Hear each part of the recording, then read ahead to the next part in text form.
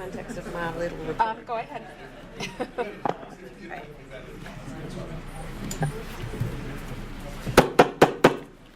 I'd like to go ahead and call this the regular board meeting, November 15th, 2016 to order. And I'd like to ask Tim Canor to go ahead and lead us in the Pledge of Allegiance. I pledge allegiance to the flag of the United States of America and to the republic for which it stands, one nation, under God, indivisible, with liberty and justice for all.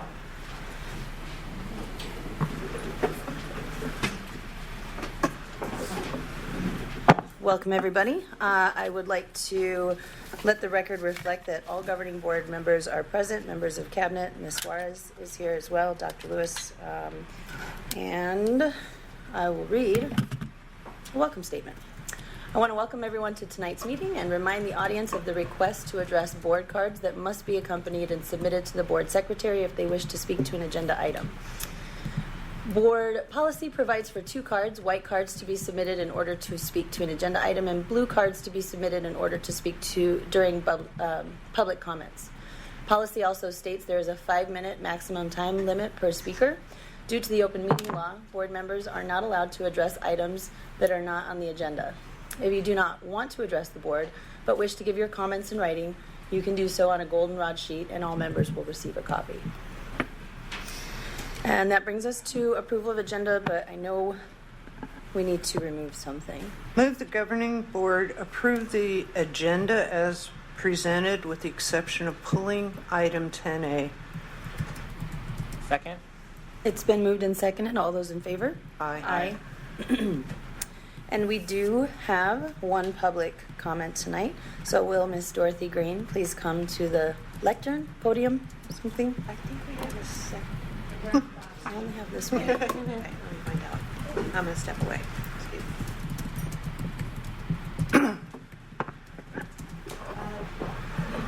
So they say it takes a village to raise a child, and we have found, gratefully so, that it takes an entire district, an entire community to raise a district full of students. We could go tonight. 2 things happened that had a profound, in my opinion, effect on our work moving forward. Our community, which is what they are, overwhelmingly supported our bond, and in addition to that, overwhelmingly indicated that they like the direction that this board is going in and re-elected each of our incumbent board members.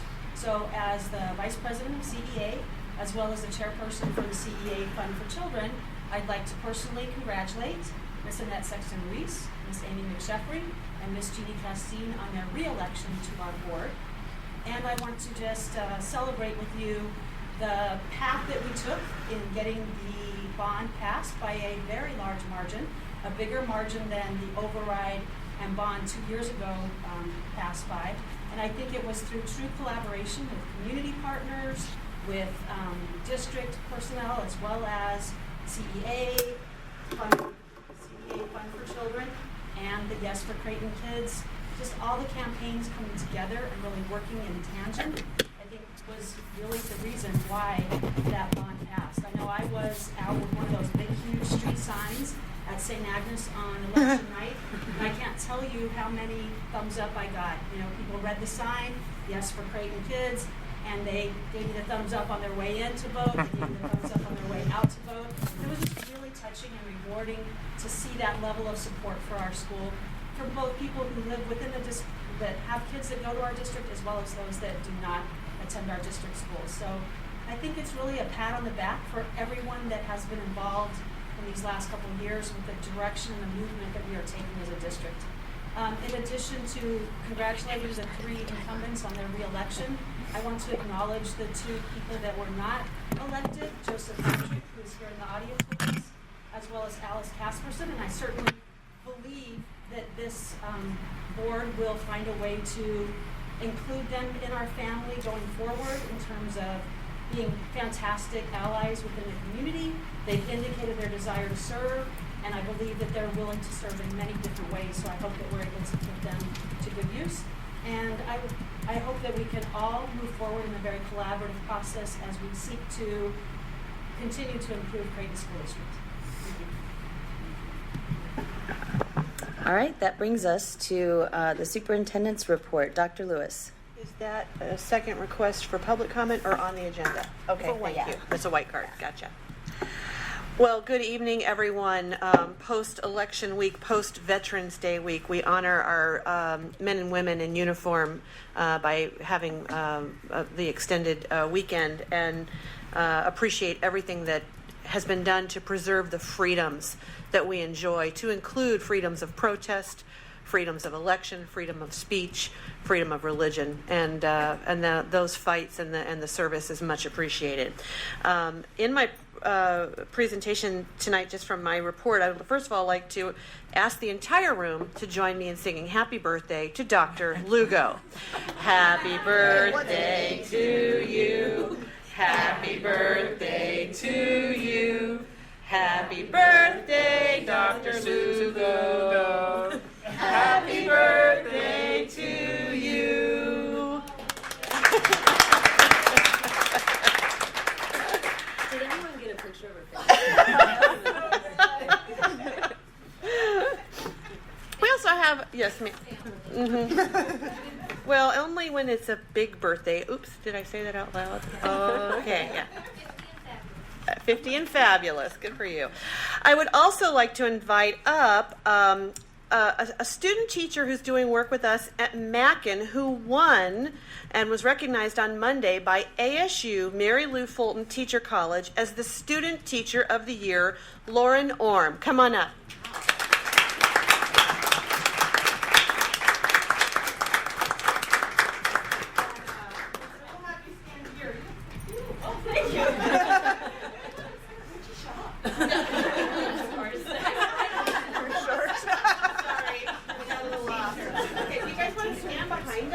Sure. Hello. Thank you for being here. Will you stay? We'd love to have you. I love it here. How's that for recruitment? We got a contract ready to go. All right, so we'll give her a Creighton pen that she can sign her contract with.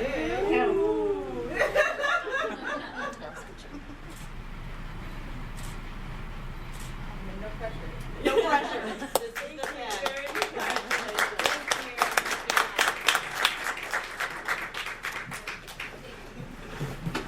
We also have a couple of other awards. You know, as family celebrate and grieve together. Roy Satanic lost his wife this past week, so I hope you'll all join me in a thoughtful prayer or energy that you can send in support of his family. It's been a long battle, and I can't think of a better fighter than Mary. I had the luxury of working with her at the Arizona Department of Education, where she made a difference in the lives of children's nutrition. She was the deputy superintendent for school nutrition programs across the state of Arizona. And as a result of her leadership with 6 elected officials, she helped put nutrition on the map so that junk food wasn't on campuses anymore. And she was just a beloved mom to a daughter and to Roy and to sons. So our condolences go to Roy. What was also treasured this week was that in Roy's work here during our last successful bond, Monte Vista was recognized in a couple of ways. By the ENR Engineering News Record is what this is called. The school has received the Award of Merit for school campus replacement. So sorry for the glare, but we will issue this in a more public fashion when Roy is available again. So please give Roy a hand for earning this as part of the team. And secondly, there is another one, and this is a completely different award, but this is telling you what great work we do when a bond passes, that we are fully recognized. This is the Arizona Institute of Architects, and they too, separate organization, recognize the Distinguished Building Citation Award to Monte Vista campus, and again, under the leadership of Roy Satanic. So our congratulations to Roy for both.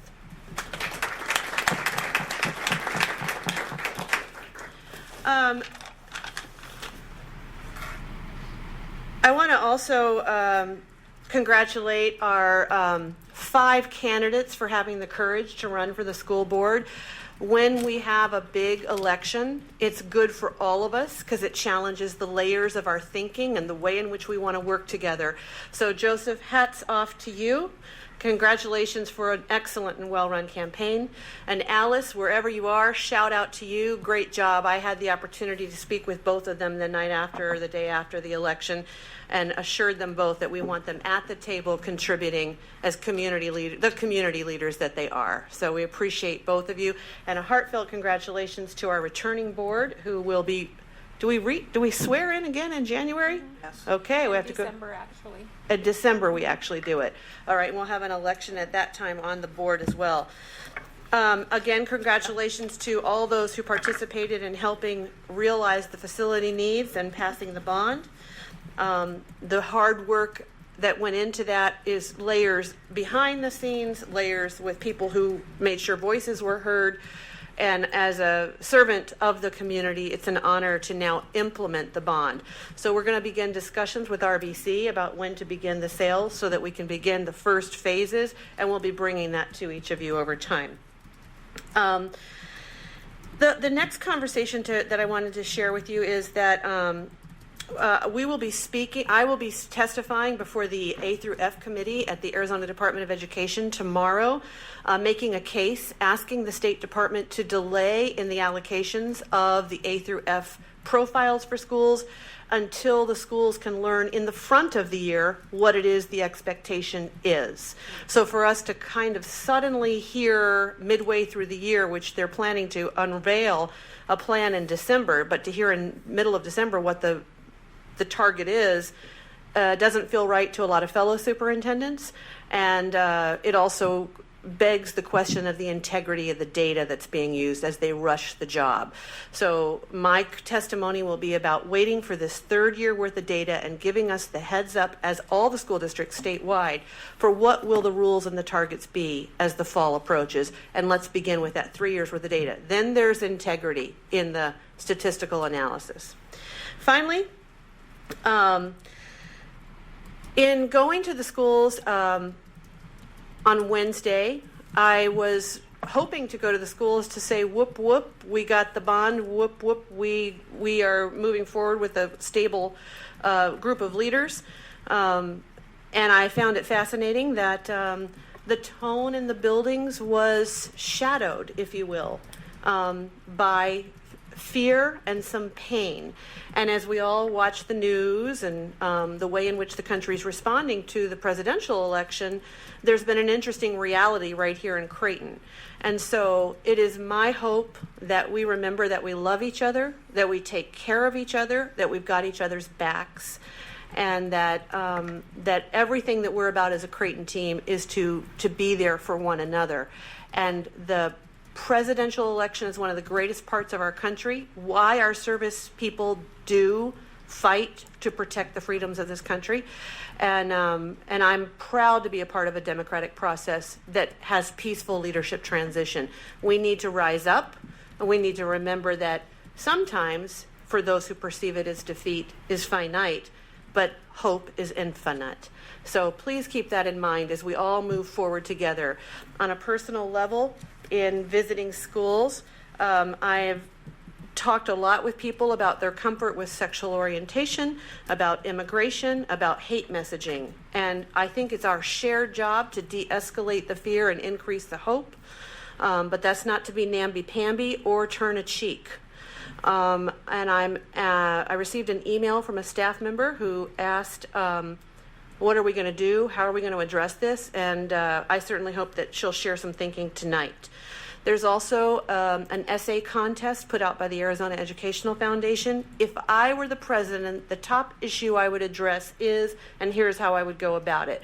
That's going to be put out there, or has been put out there, for our teachers to consider for 7th and 8th graders, because when we feel we're empowered and we can make a difference, then that's when this country keeps becoming better. So I hope our teachers will partake in that contest. I know the board is going to be talking about a resolution tonight. I couldn't be prouder of this board for saying, how do we get ahead of this? And I know there's some people with different feelings about the safety pin campaign, with the notion that the idea is, I'm a safe person, I've got your back, I'll be here for you. We're having some discussions about if the community council wants to talk further about any fears that they may have. So I'm very proud of this progressive community, of this community that foreshadows how to help one another and our agenda for kindness. Thank you. Thank you, Dr. Lewis. All right, that brings us to governing board reports. Ms. Sexton Rees, do you have anything tonight? Yes.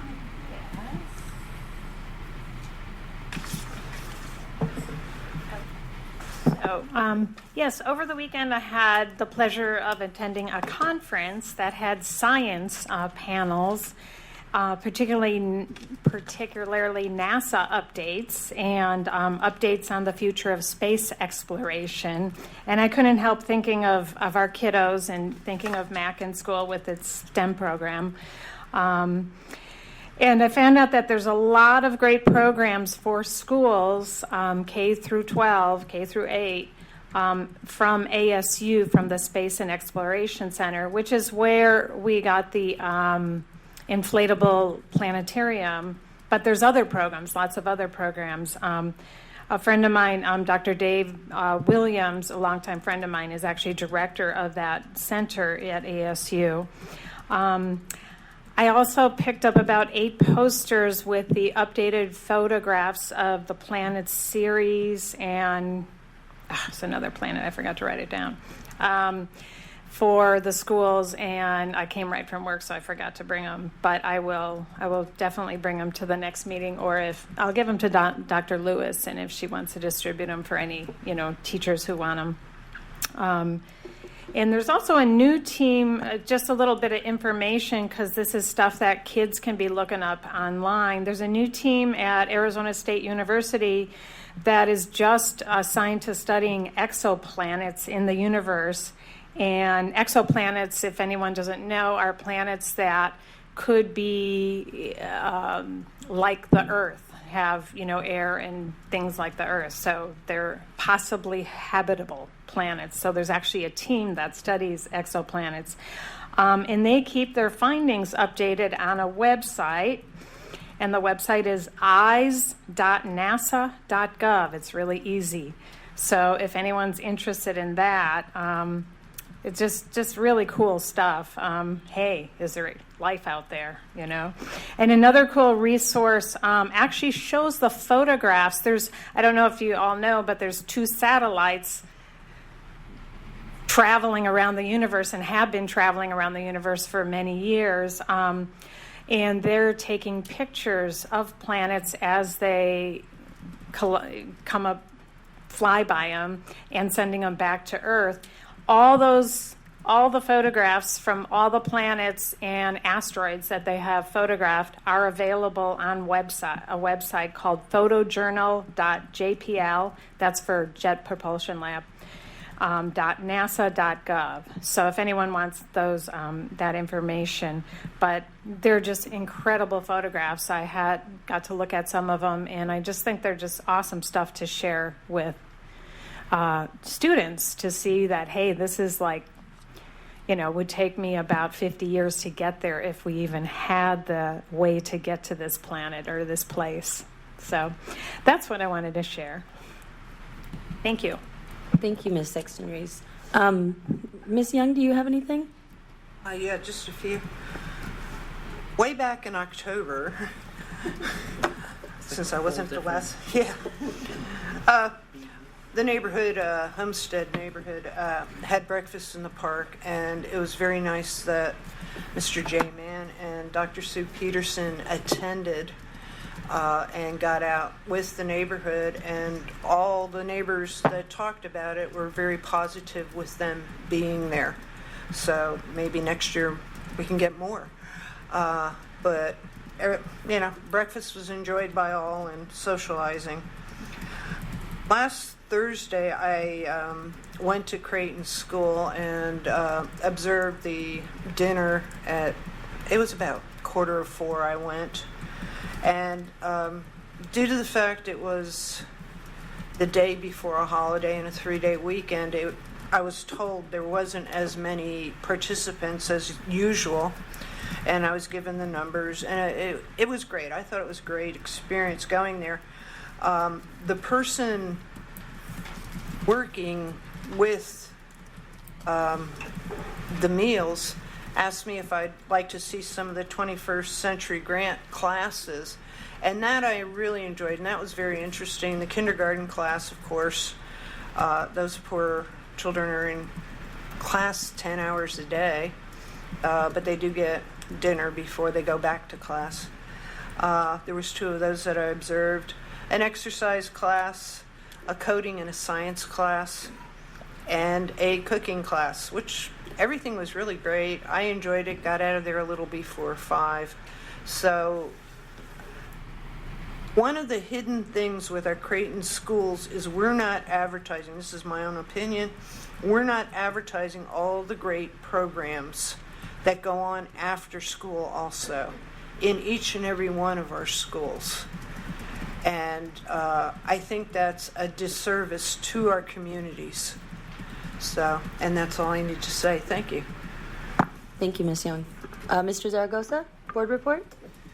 So I have the fortune of going after other people who have already said some really important things. So not to dismiss what's already been said, but I also want to congratulate our community and extend a welcome, like a really sincere appreciation to everyone who worked so hard to secure the $85 million bond, to endorse our board, as Dorothy shared, that we're going in the right direction, to acknowledge Joseph and Alice for giving our community a choice, for having the courage to put their names out there and forcing us all to ask, I think, important questions. So I thought those are spotlights that I wanted to share. I also wanted to share some other things. I guess it's my privilege of being on the board, right? But I go to schools and I get to read to the kids, and I generally bring out some like election books and talk about, like, first of all, what is a school board? And with my daughter, who's in kindergarten, she recently started to reject these books, and she told me she didn't like them because she didn't see any women in these books, and that kind of hurt my feelings, and totally get it. There's this one book actually that we do like. It's Grace for President, and she's I'll bring it, share with the board.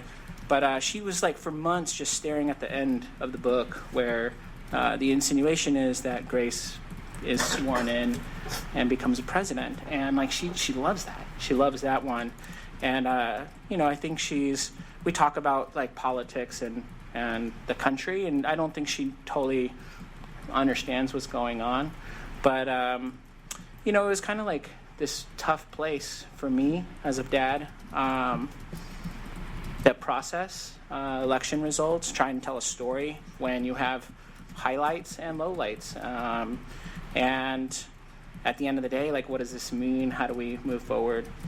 So what I don't think I do enough of is bring her to our own governing board where we have powerful women in front making excellent decisions. And I just wanted to say thank you all for your service. I don't think, like, we're not sharing enough of our schools and like the good things that are happening, but we're also, I don't think, highlighting I don't know that we're not doing it. I just would like to see more of us highlighting different models of leadership. I know I want that for my daughter, and I'm committed to helping make that happen. So anyway, thank you all for your courage to put yourself up here and face the tough questions, make the decisions. We get less and less money from the state and have bigger challenges in front of us. And I think we're stronger together, and we're going to make it work. Thank you. Ms. Meek-Jeffrey. Well, so not to be redundant, but I want to congratulate Jeannie and Annette also, and thank Joseph and Alice for running. It was great to have, I think, a race. I mean, it's not as great as just being appointed, but since that's happened before too. But it is great. And I'm really glad to see you here, Joseph. A lot of people, I think, run for things, and don't win, and you never see them again. So I hope to see both you and Alice as community leaders around, because I think you guys have a lot to add. So, and my goodness, congratulations to the Creighton community for the bond, and to Creighton kids especially. I talked to a lot of people as I was campaigning, and I started to write a lot of it down because I want to share so much of the things I heard, good and bad. When you actually get to meet a person at a door, they don't want to talk to you for 30 seconds. They want to talk to you for at least 20 minutes, it seems like. And everybody has something to say about Creighton. And so I think we do need to get out there more and let the community know who we are. And we've talked about a few ways to do that, but it's critical. And I've also talked to a lot of teachers while I was running too, and I feel like there are still teachers out there who don't feel like, that they have a voice or that anyone is standing up for them. And we're working on that, but we still have work to do. And one of the things that I thought was interesting is I was asked, do board members ever go to the schools? And I said, yes, of course, but they don't see us. I mean, because they're doing their job. They're in their little teacher bubble doing what they love to do. But I think, we have work to do, and I'm excited to be here to do it. Thank you, Ms. McSheffrey. Well, I do have a board report, so I hope you all will bear with me. First of all, it's been a couple weeks since I've seen you all, and I've got good news and I've got bad news. The good news is the Cubs won the World Series. It's been 108 years. The bad news, you've probably all heard about it. David Ross is not going to be returning with the Cubs next year. So, if you were all concerned about that. Luis Contreras, I'm sure, is going to do a great job. I'm not too worried. Schwarber's got that injury, but he could get in catching next year. We'll see how it goes. Sorry, a little attempt at humor. People often ask me if I would ever consider running for higher office. And anyone who knows me knows that I struggle with running a campaign and all that goes along with it. I'm not great at glad handing or rubbing elbows, attending galas or rubber chicken dinners, but I love being on the school board. And one of the reasons I love being on the school board is how totally local and collaborative it is, to speak to what Dorothy spoke to earlier. In this new, slightly dystopian version of our national political landscape, I just want to remind everybody about the local, nonpartisan, collaborative nature of school boards and the work that we do. One of the things I like about governing boards is that there is no R or D after our names. We don't come here with an agenda or an axe to grind, but we're all here because we want good outcomes for our students, their families, employees of the district, and our communities, residential and commercial. While the rest of the nation seems more divided than ever, we have an opportunity at this hyper-local level to show our solidarity. This means we all must be highly engaged in the work we do and with the people who are doing this work. I myself realize that by avoiding attending these galas and fundraisers, I may be missing out on valuable opportunities to network and collaborate with other advocates for public education. We must commit to seeking out, especially in a non-unified district, others who do this work and engaging them to do what's best for Creighton community. We must be totally engaged at our meetings as well. We set an example and we send a message with our level of engagement as board members. This means our attendance must be regular. We must be paying attention to everything our fellow board members, members of cabinet, and presenters say without distractions. And our image must be professional in all interactions with stakeholders. Professionalism means that our voices outside of these meetings, including social media, must be focused on our celebrations as a district, not an opportunity to badmouth others or otherwise disparage the work we do here. We have other outlets for those conversations, and I would say we've learned that armchair activism is no replacement for the real thing. We must always remember why we are here, not for our own personalities or emotions, but for progress for the district and all of its stakeholders. And when it comes to stakeholders, it is our obligation to listen to all voices, not just those we agree with. What I found in 9 years of education is that we mostly agree on what outcomes we want. We may just disagree about how to get there or who should be involved. We must always have the good faith that we all do this work because we care about kids. This means we need to include not just our administrators or the loudest community members, but everyone, including classified and certified staff members, as well as the professional organization, CEA. I don't know about the rest of you, but this last week has found me swirling through a range of emotions: shock, anxiety, hopelessness, just to name a few. But I refuse to roll over and give up. The microcosm of democracy here is what gives me hope. We have an opportunity to see past our differences and work together to create the change we want to see in our little corner of the world. We have an opportunity to be an example to our students and to others about what real community service and engagement looks like. We have an opportunity to roll up our sleeves here and do the work that too many in Washington and in our very own legislature refuse to do. And I commit to doing with all of you with a spirit of community and collaboration. I want to say thank you to everybody who supported me. I want to say thank you to my fellow board members, and congratulations to Ms. Sexton Ruiz and Ms. McSheffrey on your reelection. And I just really look forward to these next 4 years working together in a spirit of community, engagement, and collaboration. So thank you very much. And that will take us to, I believe, consent agenda items. Governing Board approve consent agenda items A through G in accordance with policy BED-R. I second. It's been moved and seconded. All those in favor? Aye. Aye. Okay, and now that brings us to item 6A, special education update. And that's Mrs. Kristen Hartsoff. All right, we'll have Dr. Peterson introduce the agenda. President Castine, board members, Dr. Lewis. Tonight it is a great pleasure that we have a collaborative team come before you to share a 90-day review that has been taking place since Mrs. Hartsoff has come on board as our interim special education director. They have gone through pages and pages and pages of information and analyzing the data. Have a task force developed that has subcommittees, all with the purpose of helping support our services to our special education students to improve, as well as in line with the requirements and components as we have moved from a support status to a direct service status through ADE with our special education department. So with that, I'm going to have Mrs. Hartsoff come forward and she'll introduce her team that's going to be sharing.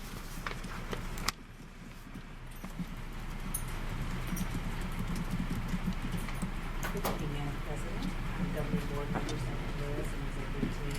It is our pleasure, and we're very excited to share with you our first 90 days and our next steps.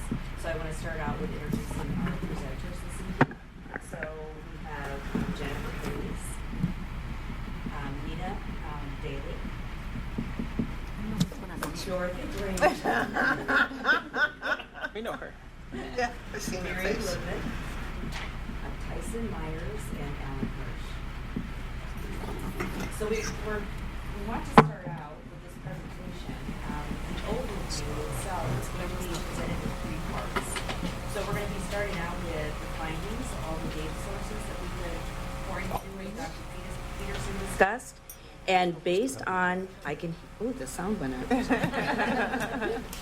And based on the data, there are 2 outcomes to that data. One is ADISA, which Nina and Jennifer will be presenting to you. And within that program, there are 2 prongs, which is compliance and student achievement. That is mandated. So we have the one part that is governed by ADE and mandated a must, but a good must. And then we have our district and our department work based on the data and how we need to move us forward. So let's start out with our findings. So the data sources that we utilized, first our district was monitored in 2013-14. So we reviewed the corrective action plan that was developed from there. Then the audit that was conducted last spring. We also, the Special Services Task Force was generated a year ago. So we looked at all of their information and their focus of work. We have been out to visit all the principals and have been in classrooms and observing and listening and observing and getting more information. We also have been having conversations with our school psychologists and our speech pathologists and what they feel their direction needs to be. And then one of the really key pieces that puts us into the mandated part is our last bullet. Every year our district receives what we call our risk analysis indicator. Based on that indicator, that moved our district from guided support last year to direct support. So now that we're in direct support, it's a 5-year process. It's a collaboration with the Arizona Department of Education, and that has the 2 prongs, the compliance piece, the legal aspects, and then it has the student achievement piece. So I just want to talk a little bit about the compliance. So starting in December 6th and 7th, we will be conducting a monitoring with the Arizona Department of Ed. We will be reviewing files and going through the legal components. We have put that together with mostly teachers because we want to build leadership capacity, and we also want to build that knowledge base so there's more confidence and understanding of the legal aspects of special education. And so it's a real collaborative effort in building that, and we want to build those experts so every campus has an expert. Some other samples of findings is in the area of the evaluation process itself. So we haven't always met the timelines that are required. For example, the individual education plan process, there hasn't always been goal alignment or really the consideration to assistive technology. Prior written notice, that's pretty normal. That's a difficult process to understand. Our service models is also an area, and that our gen ed and our special ed teachers, it truly is a collaborative effort. It's all kids. It's like if I was queen of the world, I would take labels away and we would just look at individual needs of kids and how do we meet those needs. So next, Tyson and Nina and Jennifer are going to be coming up, and they're going to be presenting the student achievement portion of the mandated part of the ADISA. Oh, I'm tall. I got to put this up. Well, good evening, everyone. I have the pleasure of having 2 of our wonderful teachers with us tonight to talk about ADISA. First, just a little background on our student achievement. In the school year 2015, we did find a 20% achievement gap between our general education students as well as our special ed students in the area of language arts. Specifically, our special ed proficiency level was 3%, while our gen ed students were at 22%. So that's how we got our 20% gap. As Chris talked about, the risk analysis or the risk indicators that the ADE supplied us also showed that we were far below the 12% required for reading proficiency. We were at the 3% level. And we also found that our students were far below the 34%, or I'm sorry, above the 34% required for the students in the bottom quartile. So with that, Nina, tell us a little bit about what are we doing? Good evening. I'm Nina Daly, a special education teacher at Larry C. Kennedy. ADISA stands for Examining Data to Improve Student Achievement, and we're a team that has been examining data, specifically working towards closing the gap between our special education population and our general education population. This is a 5-year partnership with ADE that follows a specific framework so we can really examine the data and create and implement a plan to reach that ultimate goal of closing the gap. This team has met 5 times, and we are going to continue to meet ongoing to further examine the data and create this plan. These meetings have really raised my awareness of the gap between our special ed and our gen ed population. Although I knew there was a gap, I didn't know how big of a gap it was. It has also raised my awareness of how important it is that we need to close this gap. With that, I'm going to turn it over to Jen, who's going to further explain the process. I'm Jennifer Hayes. I currently teach 8th grade language arts at Larry C. Kennedy. And this is a model of our data framework, and you can see it looks like a figure 8. And that's really significant because the bottom line is we're never going to be done with this process. There's always data that comes in. We're always analyzing that data. We're always determining what are some of our actionable causes and working through that. So right now we're kind of rotating around this top circle.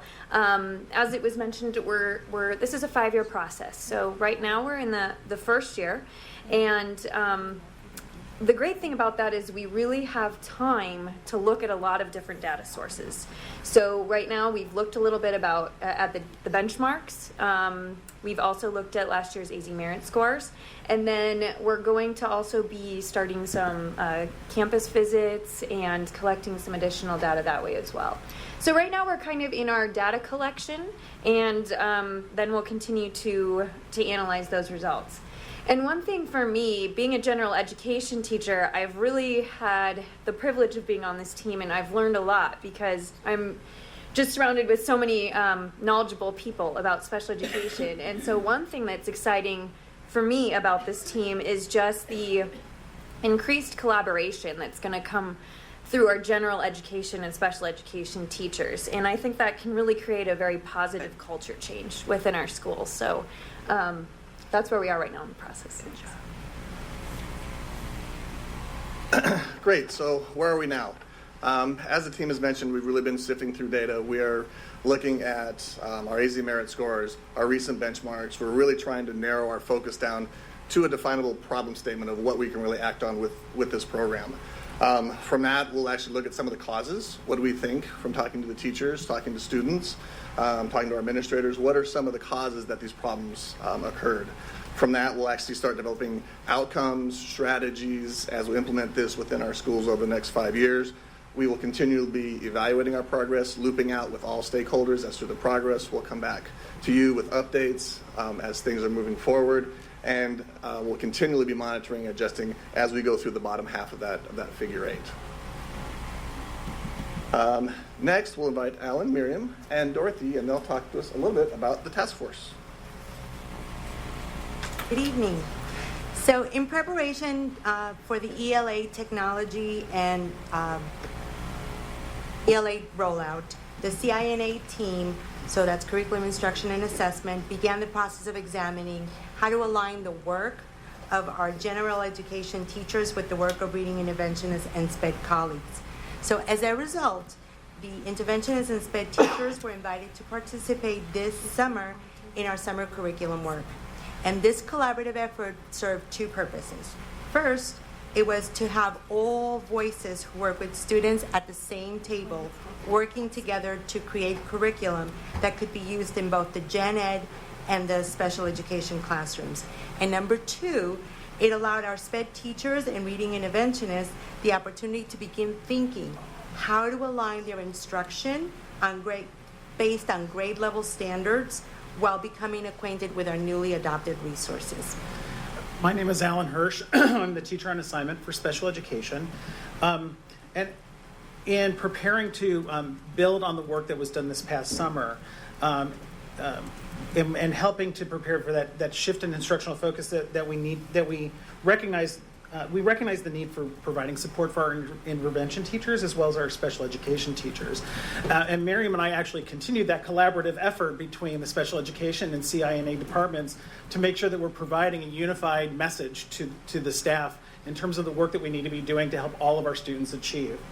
And so with that in mind, Miriam and I actually developed a set of professional development institutes where we are working with the intervention teachers as well as the special education teachers so that they're learning how to utilize grade level standards, the ELA unit guides, and the available resources through the new ELA adoption so that there is a tighter alignment between what's being taught in the general education classroom and in our intervention classrooms as well. And we're also starting to extend that work beyond our resource students and starting to work with some of our self-contained teachers to also help them start to make that kind of a shift in terms of their instructional focus and working with their students.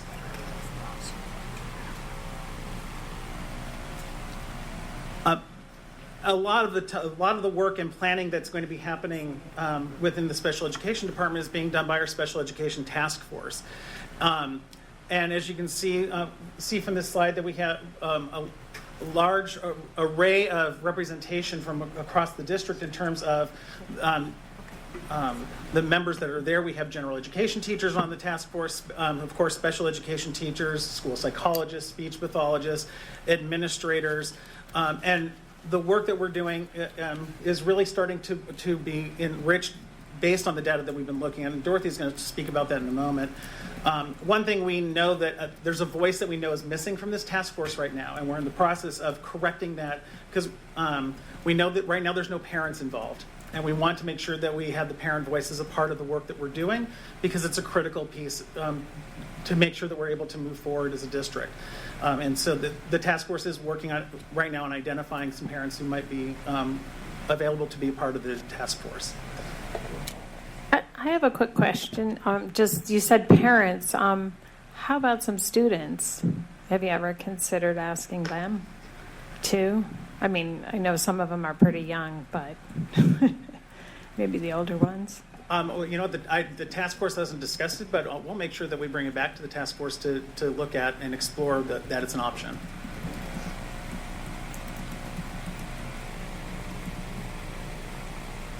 So first of all, I just want to share how lucky I feel being a part of this whole process.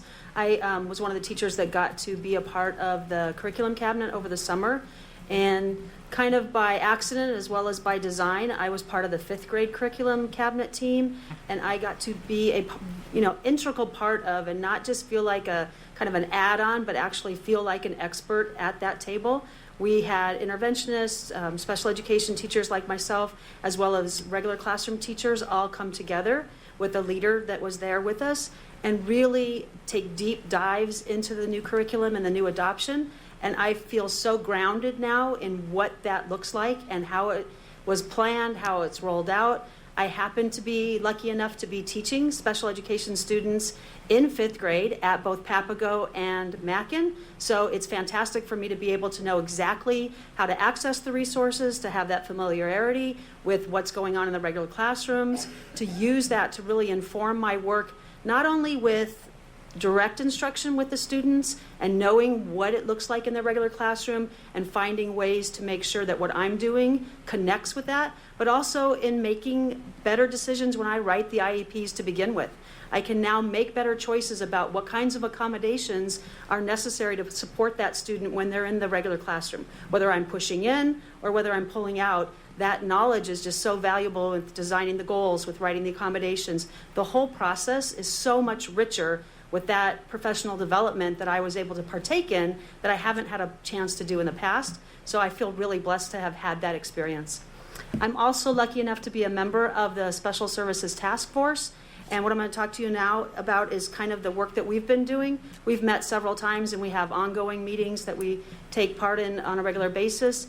As Alan said, it's a wide range of people that are involved in that process. And what we've done is really looked at what is our work? What is our work in the next 90 days? What is our work in the next year? What is our work in the next 5 years, 10 years? And how are we going to really take deep dives into making a difference for all of our students? So in that work, we've then formed these smaller subcommittees to start looking at some of that work. And you can see here some of the things that we're targeting in this near future. These would be things that probably in the next year, we're definitely going to be taking a closer look at.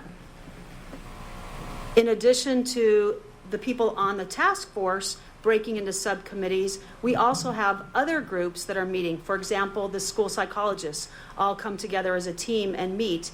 On our task force, there is a school psychologist. So that person is able to represent the conversations taking place at those other groups. They're not subgroups of the task force, but they're subgroups of stakeholders that have an integral role in this whole process. So they're able to come and represent that voice at our task force meetings so that we really know and feel like we have information from a huge amount of people that are contributing to the conversation.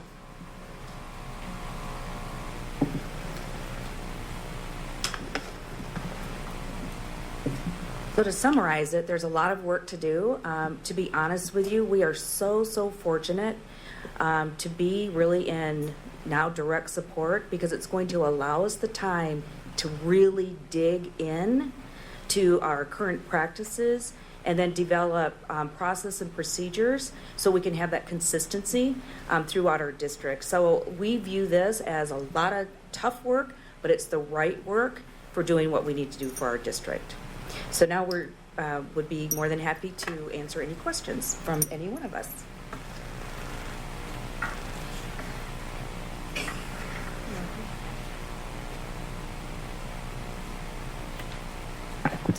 Do any board members have any questions regarding the presentation on special ed?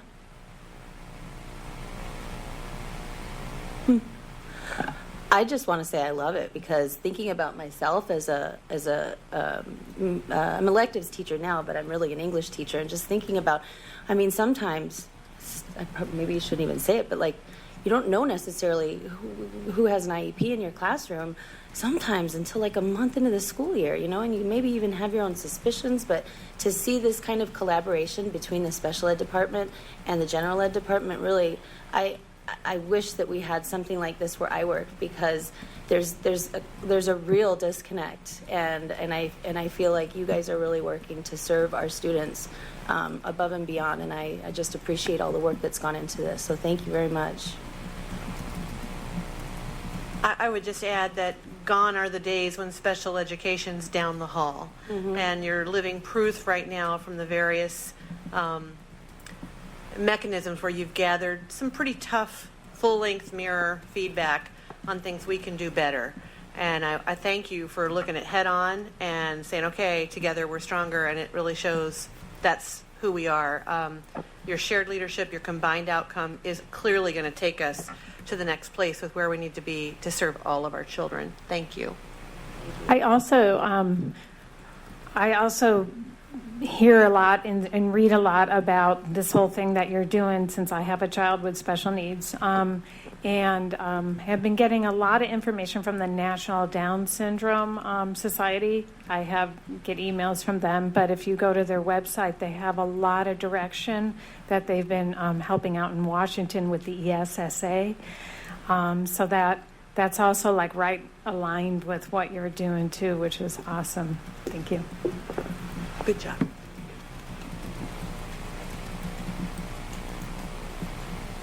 Let's see, that brings, oops.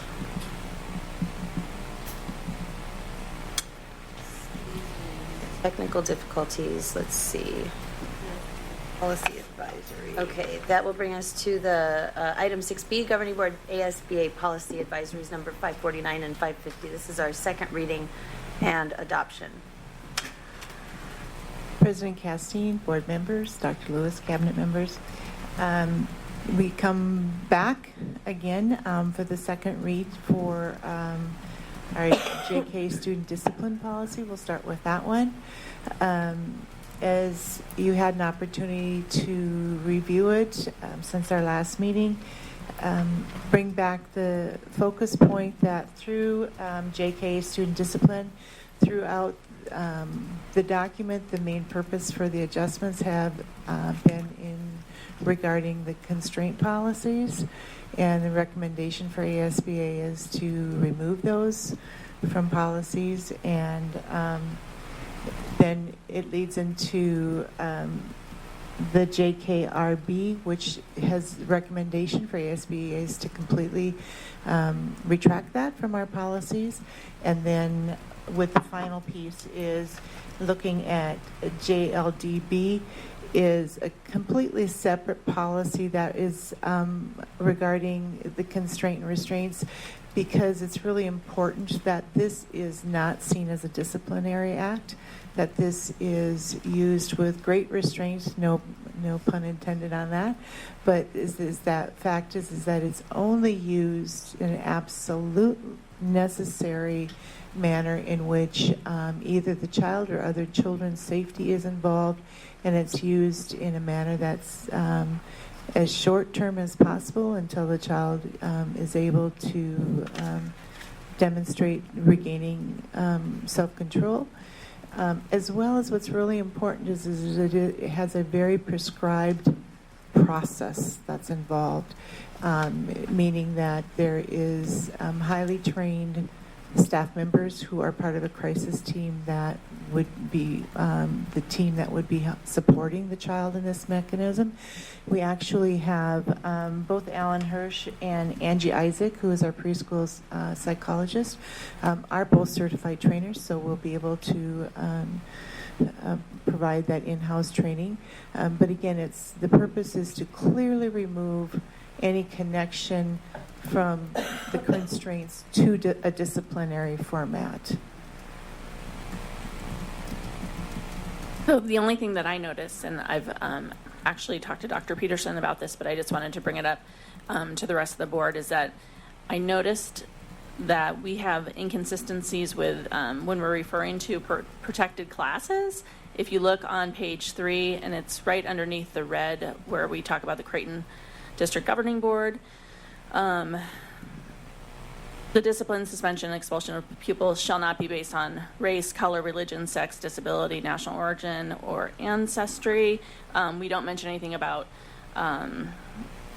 sexual orientation, but we do mention it in the student section of our policy, so we just have some inconsistencies. So Dr. Peterson said that and correct me if I'm wrong, that their committee will be coming back with changes so that it's all updated throughout the policies. But we do want to, if everyone's okay with it as it is, go ahead and approve this tonight, and they will fix that part in a kind of a second step, along with all the other policies are a little bit out of joint. So let me also point out that per board direction, we did add that section in there in regarding to making sure that there is a process involved that is going to build support and maintain restoration so we do have that piece in there as well. But as Mrs. McSheffrey said, through our behavior support committee that we have undergoing right now, our next phase will be to look at all of our disciplinary policies and go through and do alignment across, and then we would bring them back forward, identify the changes that we're recommending, and then move forward with approval from the board. So that's our next phase in our committee.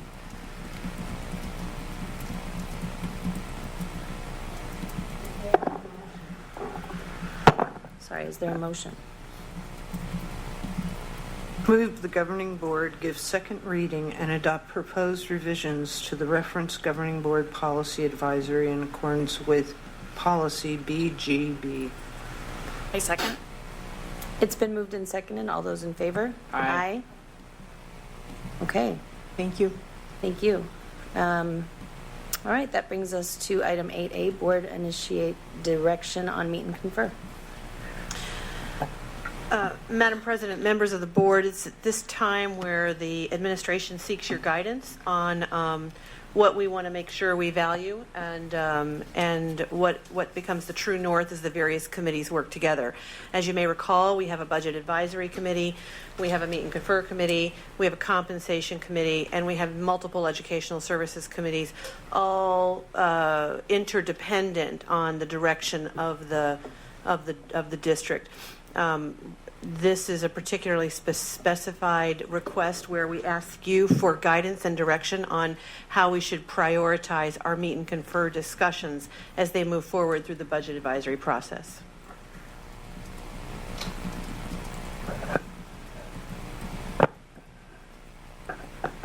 Let me just give you another prompt, or you got it? No, we're good. Okay. All right. So I think that we've already invested a lot of time and energy collecting our ideas, putting out our true norths. They're called the strategic plan.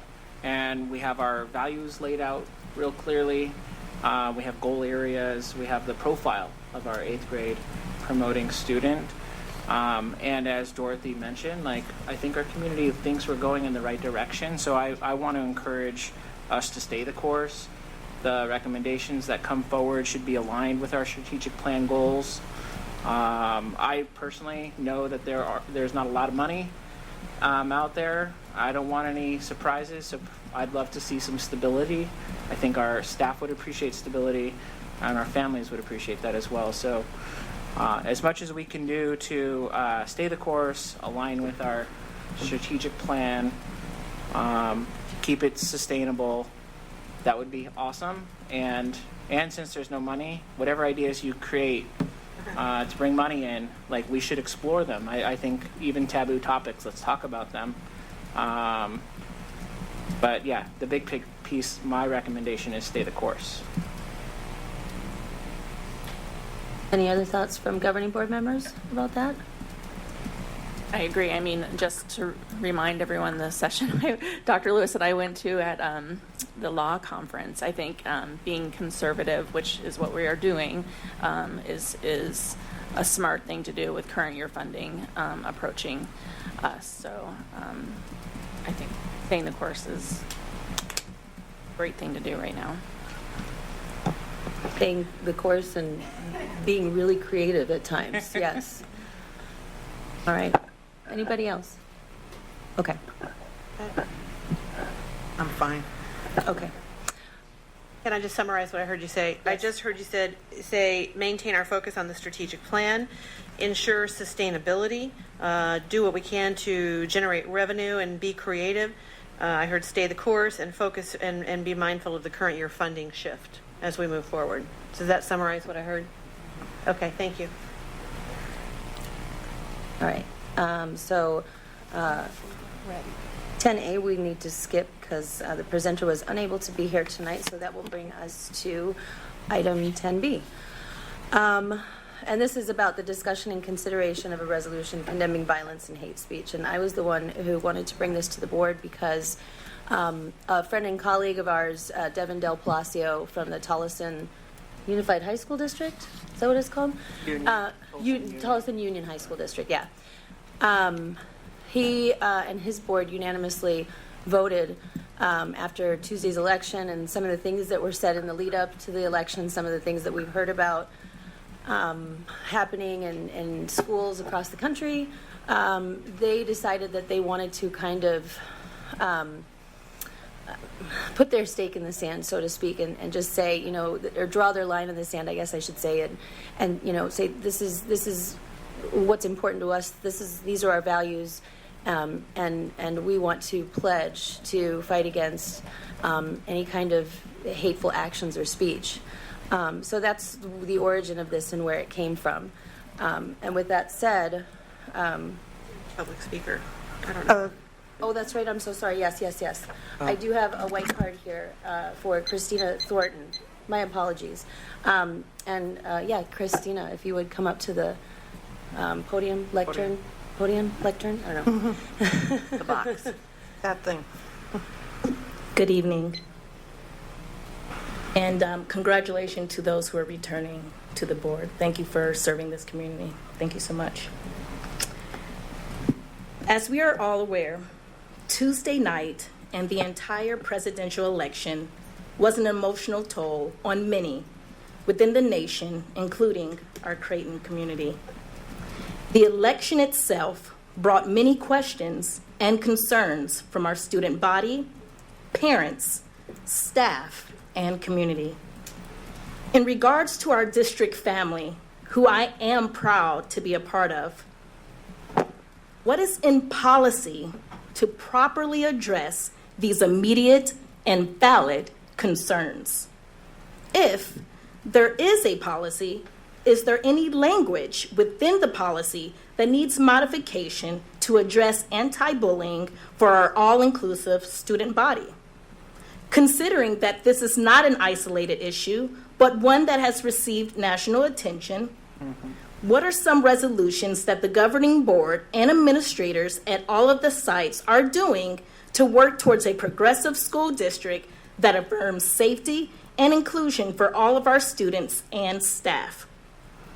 Instead of scrambling to figure out what forms of symbolism to use, showing solidarity, or being reactionary to our recent events in this nation, I am confident that our district will continue to inspire adventurous thinkers, collaborative learners, and kind-hearted leaders. Yet, we cannot accomplish this without realistic, measurable goals for reaffirming that we are an inclusive, welcoming school district.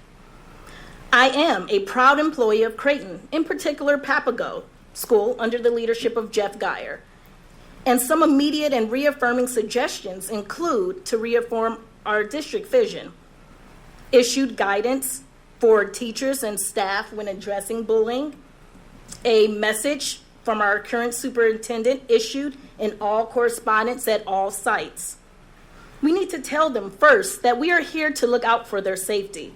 We need to tell them that we have democratic processes in the U.S. that make it impossible for one person to make laws by his or herself.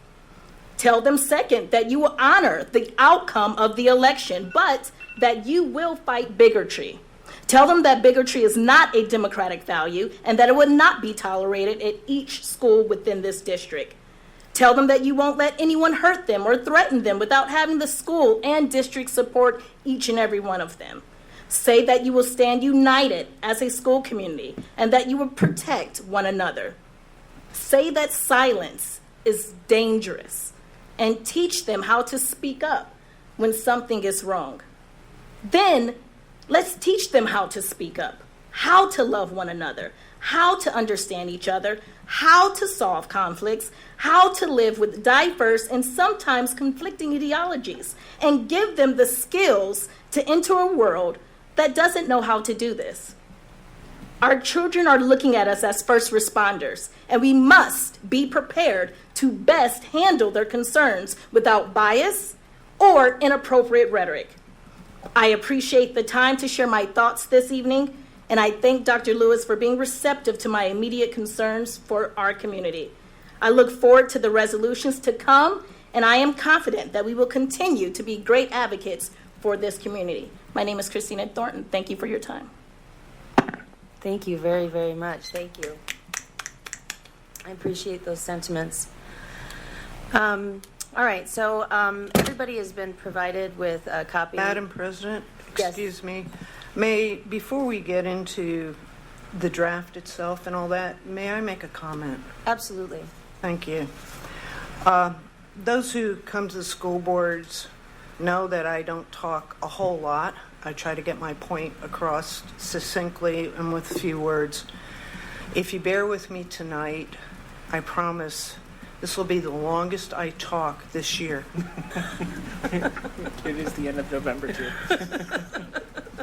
Okay, before I address the topic at hand, the resolution, I want to give some historical perspective. One of my childhood idols was Margaret Chase Smith. She was in the House of Representatives, and she finished her husband's term after he died. She was from Maine, and she was a moderate Republican. It's kind of an oxymoron today.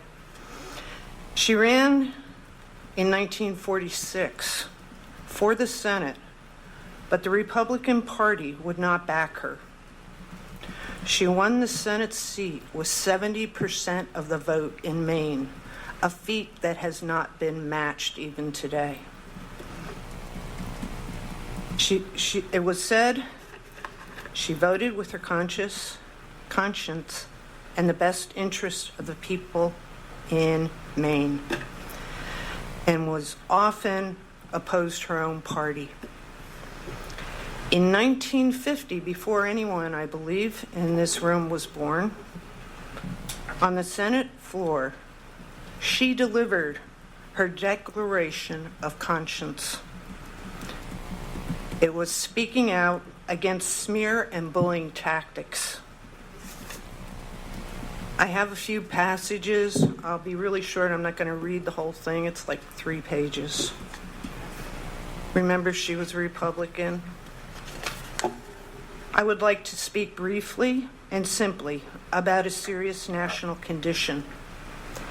It is a national feeling of fear and frustration that could result in national suicide and the end of everything that we Americans hold dear.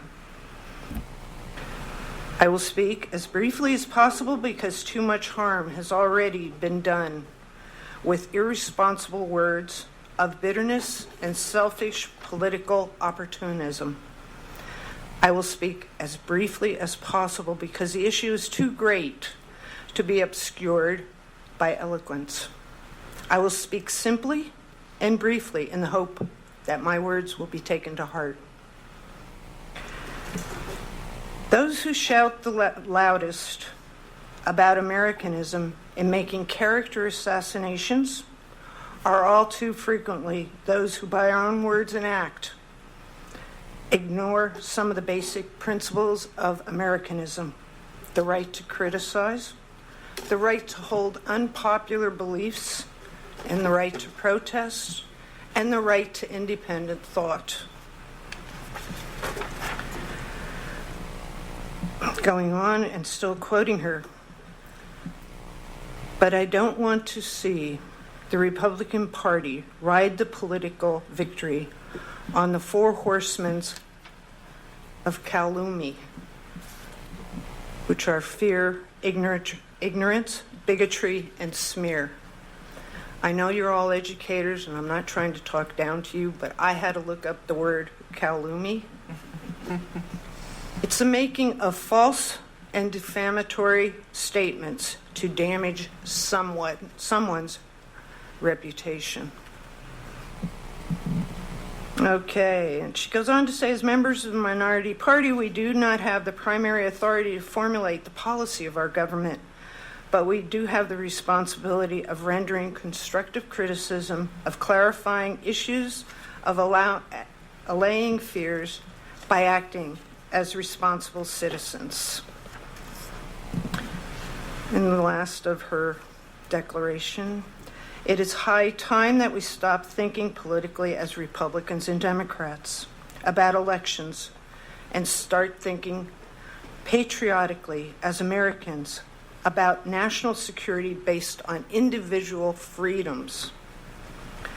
It is high time that we all stop being tools and victims of totalitarian techniques that, if continued here unchecked, will surely end what we have come to cherish as the American way of life. Senator Smith directed her declaration towards another Republican senator, a Senator Joseph McCarthy.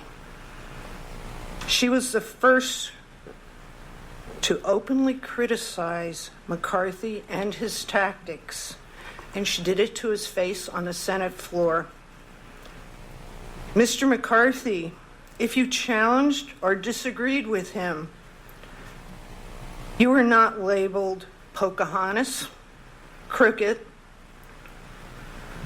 or little. You were labeled communist.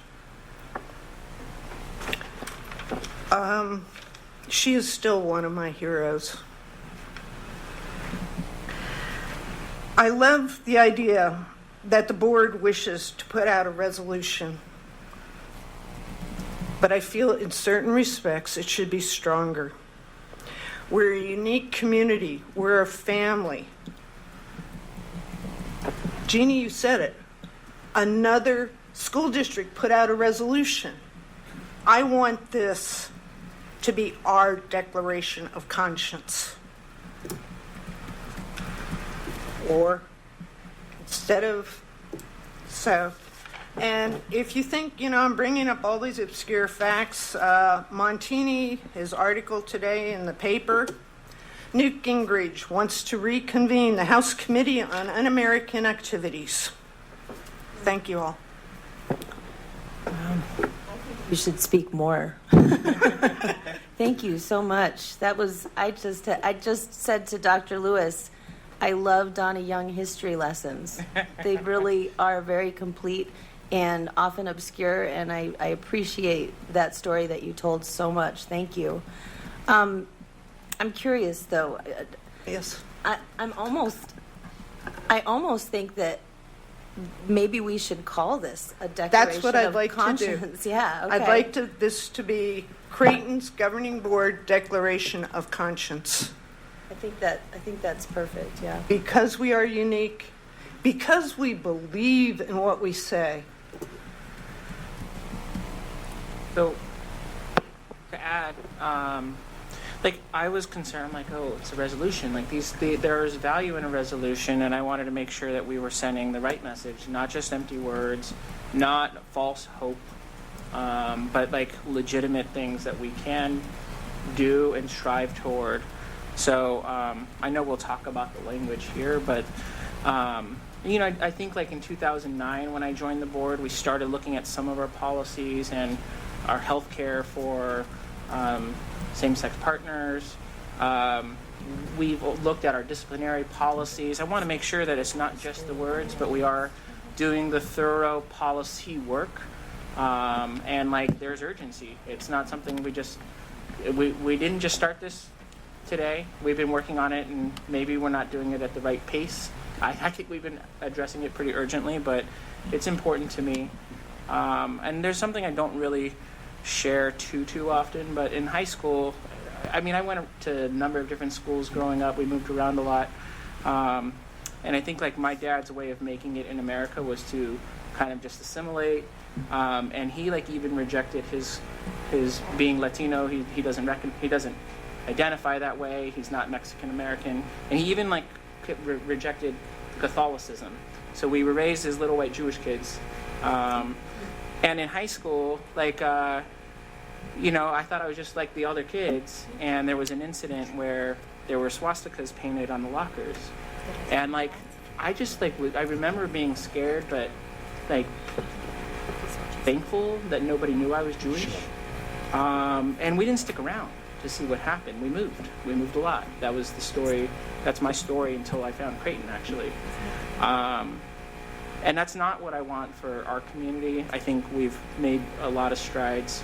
And this isn't just a place to come and get your learning on. Like, this is a home. And we're like, come, eat breakfast with us, and lunch, and snacks, and dinner. So I just want to make sure that it doesn't start and stop right here, that we continue and maybe even accelerate the pace of our policy work. Because I want to make sure that every human that's in our community, like, this is who we are. This is what it means to join our community. I don't know what that looks like for our hiring practices. So thank you for letting me share that. If a resolution, in my word, you said a resolution carries weight, can we have it as the Governing Board Declaration of Conscience, a resolution passed by? That way it encompasses both. And what we have, you know, condemn all hateful speech. That's like double, triple negatives. Everything's negative. I want it to be positive. This is our conscience. This is what we believe in. Going forward, positive, as opposed to negativity. I have two things to say about it. I'm looking it over, and I think it's great. You know, whatever we call it is fine. I feel like it's very important. It's a resolution. I'd like to see it maybe along the lines of what Carl is saying. I'd like to see it actually have some practicality in the classroom, whereas a teacher says, hey, this is the direction the board gave. You know, this little boy just said this very bigoted thing to another little boy. This is what I know I have to do. Because, and the only reason I say this, because I saw 8 years ago when President Obama was elected, I saw parents coming into school offices, not here, not in our district, but in others, in saying, I don't want my kids to watch that N-word on TV. And I saw kids actually saying things like that I heard of kids saying things like that at schools. It's in another district, not ours. And teachers merely just, hey, don't say that. And I think it needs to be stronger than, especially now, hey, don't say that. Because I know now there's reports of incidents by teachers all over the country of kids, even before the election took place, saying lots and lots of things. Right. Lots. They're still so doing I it, think yeah. I think there needs to be more than just, hey, little Johnny said this. I think there needs to be immediate, almost as if that child just struck another child, like immediate response to what happens. As a board, we should come up with a policy. Maybe the parents called or something. I know that the Anti-Defamation League here in Phoenix does have a lot of workshops and things and suggestions and things I've already come up with for schools, and that's about bullying, racial bullying and things, and that's something that they've had for a while, and I'm sure they've stepped it up. I know the director. But that's one thing I wanted to say. And then really briefly, I'm just going to mention something else, which could probably be another board item. But the questions about our families in this district having questions about immigration and their immigration status as a result of the election. I have right here some questions and answers from MALDEF, which is the Mexican American Legal Defense and Education Fund. And they have some questions and answers which I could share, with the board. Also, probably bring it up for another, because I think that's another thing that needs to be addressed. We have a lot of immigrant families in our district, and I think they're probably wondering what the heck is going to happen, to them too. So I will say, and I think that perhaps this could be a future agenda item, because in Isaac School District, at least at our school site, our assistant principal has basically started an after-school club to talk about, it's just basically a political information club. And, just for them to be able to talk, he hopes to bring... We should be doing that, immigration attorneys and things like that. So I think that would make a really good future agenda item or something. We should definitely be doing that. Well, if we could take what Donna was saying, and if we made our statement a positive declaration with some direction, like we can have our superintendent and team come back with what the policies are. And also, I do, to Annette's point, when Senate Bill 1070 passed, I do remember community forums at Camelback High School where families were invited to learn, this is what it says, this is what's happening. I don't know that we are the right messenger for that, but I'm sure we can find the partners. I know organizations that can bring messages, in Espanol. Okay, I want to make sure that we're staying on track. I don't want to get too far out in the weeds. So I also want to, it's been brought to my attention too, like I said, the top part of it, all the whereases, those were mine. The Tolleson board had a more kind of national scope, and I decided to make ours about our mission, vision, and strategic plan. So you can see that the language deals specifically, and if we want to add other, more macro kind of, whereas we are a nation of immigrants kind of stuff, we could. But I almost feel like that's implied. I mean, maybe not for long. Who knows? I don't know. I did notice, though, on the Be It Resolved section, the bottom paragraph there, that in my cutting and pasting of that part, I did not include members of the LGBTQ community, and I also I think it was Ms. Young who said physically and mentally challenged. Yeah, physically and intellectually challenged. Yeah, so that would be probably something we would want to consider adding to that last paragraph, since during the election, those are also people who were called out and made fun of or otherwise disparaged. If you have immigrants there, wouldn't you also have refugees? On that immigrant, Or you there just are take immigrant how about out and- diverse rather than immigrant, a diverse community, and that's somewhat more all-encompassing about everything. Others put like persons of other national. Well, I'm just saying diverse, that way we don't have to list everything in that one. We are a diverse community. But I personally also feel like that could be subjective. And one person's diversity is another person's exactly the same. I don't know. I'm just, I worry that I feel like this is a time where, much like the letter that you read, we cannot mince words here, and we cannot sit back, and I feel like it needs to be explicit, because I am really a little, uncertain about what the future is going to bring with some of the members of cabinet who may be put into those positions. So I think that we should probably be as explicit as possible. And additionally, with regards to the negative, the negative wording, I think it's also a time where I think that Ms. Thornton said it perfectly. I wrote it down. Silence is dangerous, and we need to call it out when we see it and condemn it when we see it, that kind of hate speech. So I totally understand. Yeah. Dr. Lewis and I considered the same thing, especially being a teacher. Teachers, we always, word everything in the positive and instead of saying what you're not supposed to do. But this, to me, feels like it's something that needs to be called out and condemned.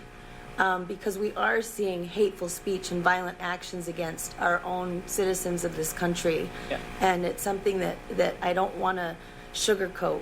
This is intolerable. And I've read some pretty horrific things in other happening in other schools, but I was hoping Dr. Lewis can share, what are we hearing in ours? Nothing crazy has come to me, but I just want to hear, what's the pulse? Thank you, Mr. Zaragoza. It's been very interesting to listen to staff and students, and frankly, some very emotional conversations with our leadership and administrators relative to their personal feelings in navigating the waters from hearing what has been perceived as messages of hate. There has yet to be reported an actual event of hateful acts or bullying in this scope. I'm glad to report. That doesn't mean we shouldn't be proactive and anticipate it. There is also, has been expressed to me by other leadership and various people I've spoken to across the district, are we fueling a fire that's fear-driven ambiguously that might be driven by the media, quote unquote. Right. So there's this delicate balance about fueling the fear and inspiring the being that we are. We are, as we've talked about most of the evening, so proud of who we are, so proud of the messages we've received from our community, so healthy in terms of supper programs and positive relationships that there's some concern being expressed for overcorrecting a ship that's not necessarily going in the wrong direction, but at the same time balancing a proactive message. So the delicate nature of this conversation is the intensity of the language chosen. So if what I'm hearing tonight is the governing board's resolution, a declaration of conscience, and then the language stays the same, and we may play with whereas a robust and diverse community, or might we elicit each and every part of diversity? There's a delicate balance in terms of explicitity there. Whatever is the will of the board, we will honor. But I will tell you, at this juncture, we have no reports of bullying or hateful acts that have been reported. Yeah. I mean, I'd love to add at the top, this is, yes, it's a condemnation of what we don't want to see, but it also, to Donna's point, like what is that we want? We want a safe learning environment. We want you, I want from my daughter and all our kids the opportunity to explore their own identity. It shouldn't just be, if you're quiet and you blend in, you're going to be cool. Like that's, I want to make sure if we're going to go there, let's capture the positive, what's the North Star, right? We can put in the condemnation piece. I personally think that just calling it the governing board resolution or governing board resolution declaration of conscience resolution, I like that, and then getting rid of that part on top, the condemn all, because it exists in the bottom paragraph. But I do believe that it needs to be there in the bottom. I believe you have to identify what you're trying to promote. During the board meeting tonight, it was mentioned, I believe, twice. And when Dr. Lewis was hired, she was mentioning it, and we mention it. And maybe it's just me, but I'd like to mention that we consider ourselves a family. Our community considers as a family. And somewhere, I'm just throwing it out. You guys can wordsmith it. It's just an idea. But we pride ourselves as being the Creighton family. As a family, we should and will treat each other with dignity and respect. Whereas we, say that again. We pride ourselves as being the Creighton family. As a family, we should and will treat each other with dignity and respect. And just maybe that's the second, like, whereas. Yeah. On your. Do you guys want me to start like adding some of this stuff, or? Sure. Well, let's take the notes and we'll bring it back for resolution. I think we're going to want to craft together. And since this is Jeannie's, we'll get the input. Or did you feel different? I mean, I think that everybody had an opportunity to look at it. Yeah. So I want to make sure that everybody's voice is heard, but if we can do it tonight, I say we do it tonight, because I know that everybody brought their own notes. So Also, with your hateful speech, be it resolved, and it's in that paragraph. Reading a lot of news, not liking a lot of news.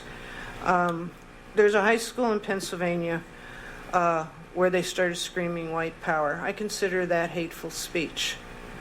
They were, that is the prototype. There was another school that started screaming build the wall. That is not really considered hateful speech. If I'm out in front of my yard yelling white power, I can, But if I'm talking to somebody and we're using it in a different context, I tell them to build the wall, my contractor, that's not hateful. Can we put in hateful and divisive speech? Well, I also like the language you shared before, which is the respectful, treat each other with dignity. This is the affirming language. Okay, I'll shut up for a while. I think Donna was trying to say, because it just says hateful, but then if you're saying something that isn't actually a derogatory word, but you're still saying something like, hey, build the wall, or, in that context, that would be divisive. So, do we want to add that right there where where Hilda is?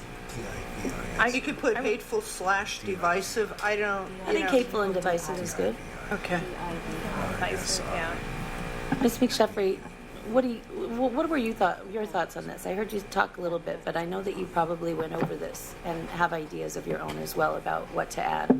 Well, I noticed that and you caught it already, sexual orientation, gender identity, and the other one that you mentioned, just inconsistent with what we have in the others. And I don't think, my only other thought is, I think this is all great, but I do think that we need to, empower our staff and teachers, but also our kids. Because there are instances in Phoenix where kids are being spoken to by teachers, you know, and they need to know. I mean, and again, I think I brought this up at the candidate forum. I don't know how they do it at where my kids go to school, but that school started as basically a safe haven for kids who get bullied. Typically, like a lot of them are band kids, you know, musicians, but that was a safe haven where they were not making it anywhere else because they were being bullied. And that is a culture I have not seen anywhere else. And I think it's successful because the kids say, we don't do that to each other. You know, and it's fifth graders doing that. They know. And they look at, I mean, how can you, I don't think you can do it without the kids feeling like they can be empowered and they are courageous enough to stop a bully themselves, because a teacher is not going to catch everything.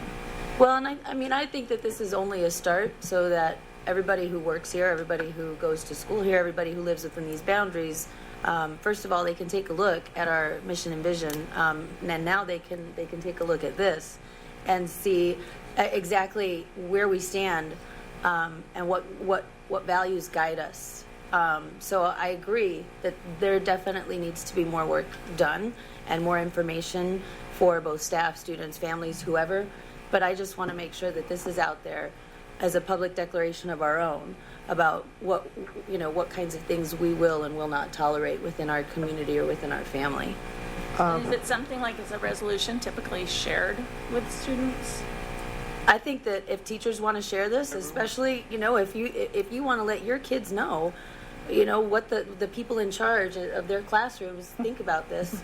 I didn't mean us. I meant like their principals and stuff. That's what I meant. But anyway, what they think about this kind of stuff, at least they'll know, you know, like, wow, my community really cares about me and they're going to stand up for me. I mean, this would be a great thing as a middle school class to close read and mark the text and talk, extrapolate what our values are and make inferences. So, I mean, it could be an expository text that the kids pick apart and do a close read with. So you could even use this in the curriculum if that's what the teachers wanted to do, because I want them to have that autonomy themselves.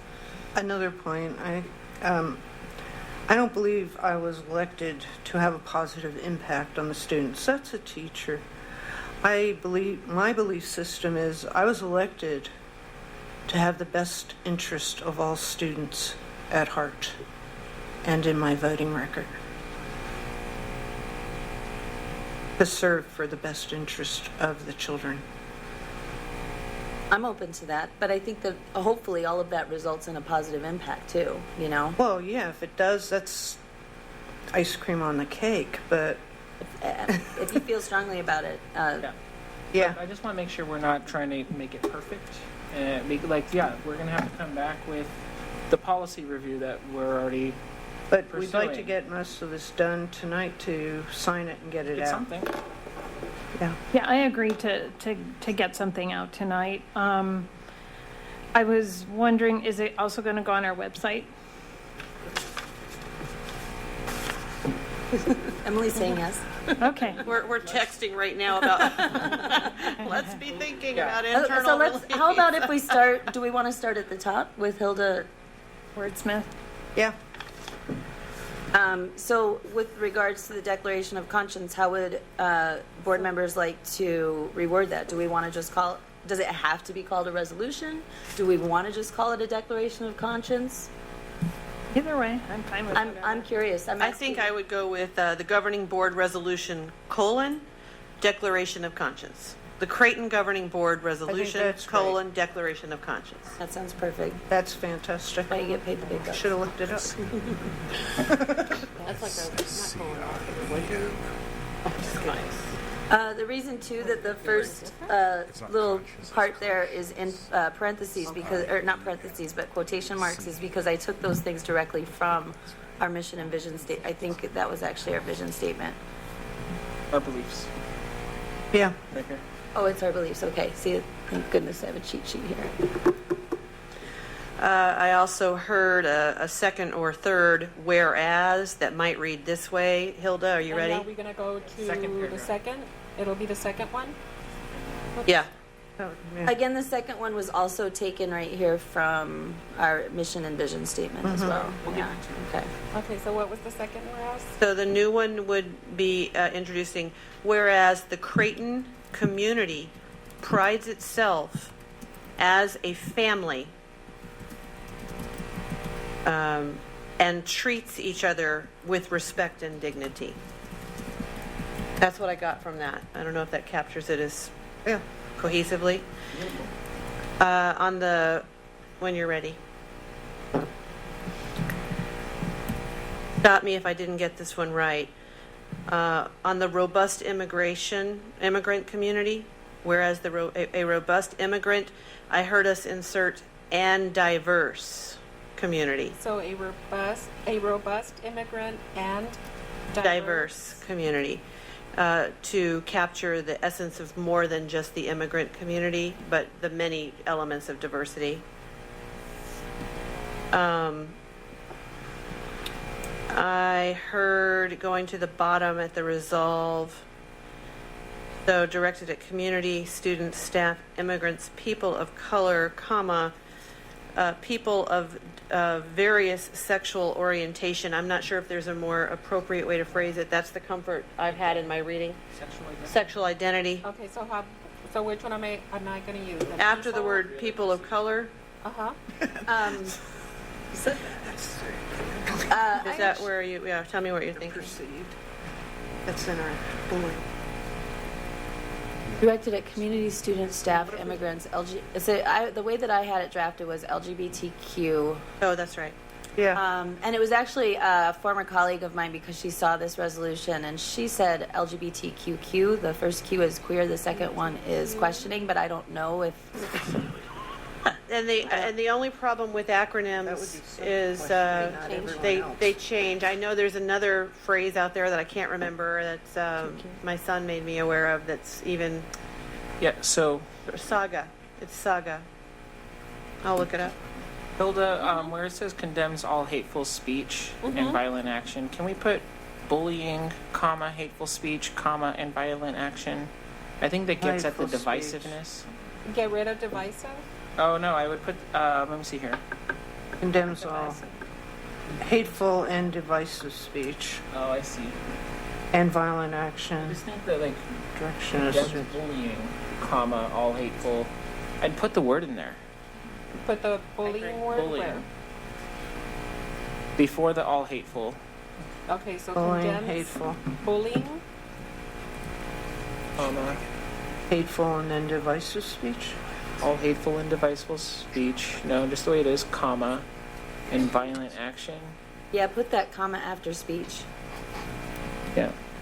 Serial commas. And then I also want to make sure that the wording is right. If we want to include students or faculty with intellectual or physical disabilities, but again, I want to make sure that the wording is correct there. So that should be included in there somewhere with all Challenges instead of disabilities. intellectually and physically challenged. Okay. Okay, where am I going to add that at?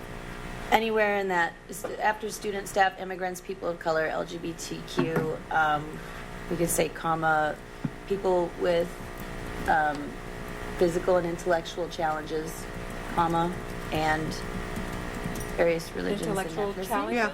Is Yeah. that what you said? Yeah. And we have some special ed teachers here, so I'd like to make sure too that the wording there is Politically correct. Yeah. I'd say persons instead of people. That's usually what they say. Persons? Yeah. Persons of color. Well, I mean, for the physically and Physical and- intellectually challenged. Oh, okay. Intellectually challenged.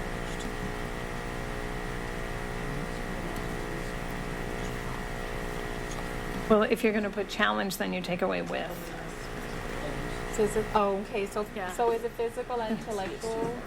Okay, persons Oh, with say physical physically. and intellectual challenges. It'd be challenges. So yeah. Challenges? Yeah, Okay. because you would have to change physical to physically also. Okay, so physical and intellectual challenges. Okay. Yeah. You could, either way. Yeah. I mean, I think he was the one who. Yeah, we did make it out of This. that.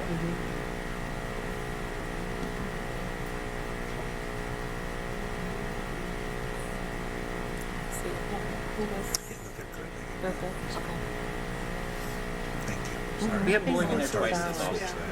Sorry. You good? Any of this meet your expectations? Well, I mean, it's not just up to me, so I want to make sure is that. this where you I just want to make sure you feel good. That sounds good. Feel good? Yeah, I just want to, like, this last paragraph here, because there's, like, the... It's too wordy and there's no period until the end. Yeah, that's how those resolutions are. Yeah. I think there should be two resolves, right? Like, I think there's the positive one that we lead with, I think. And then there's the negative one, the one that we're like, no, this isn't okay. So you're saying, There is stuff here like commits to instituting school policy. I can't read that one's too small for me, but there's the positive piece that we're resolving to do and continue to do the work. And then there's the other stuff like, hey, no bullying. So Yeah. I just would like to separate that. Are you saying have like the positive Creighton commits to fostering a school environment that promotes respect and and dignity. all that stuff, Yep.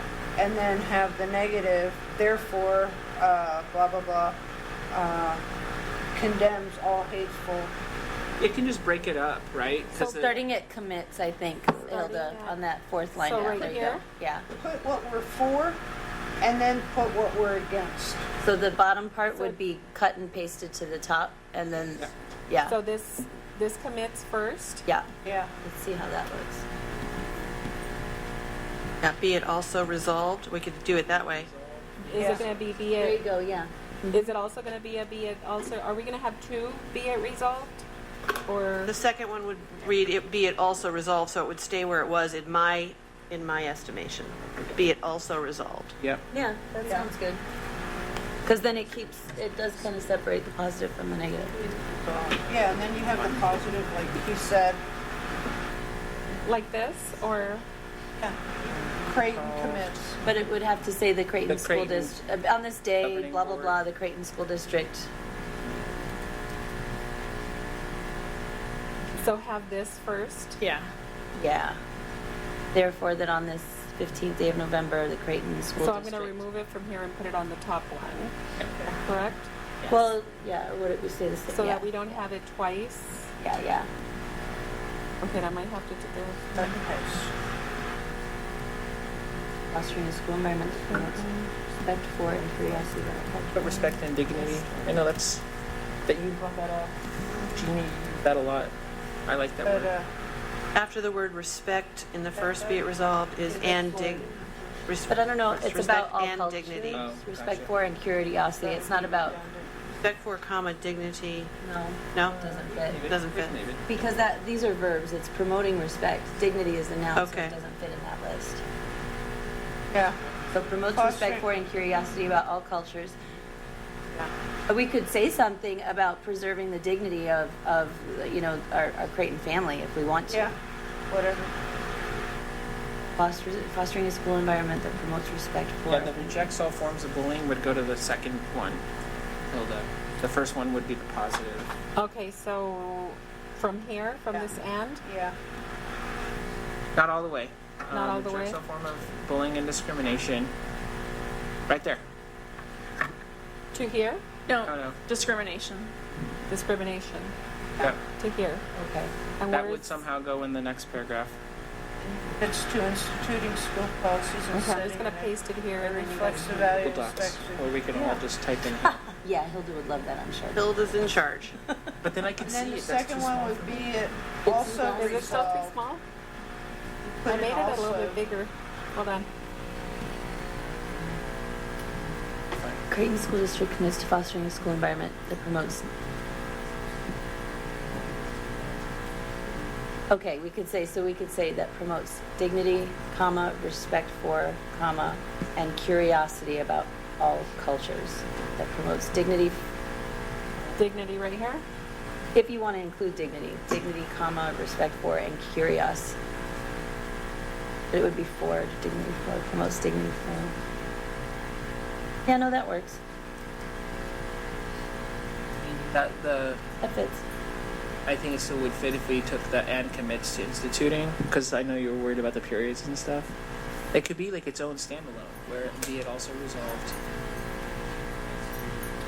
and be it further resolved. 3 resolutions. Declaration of conscience. What do you guys think? I'm open. Stands alone, it makes it pop. So again, okay, so be it also resolved.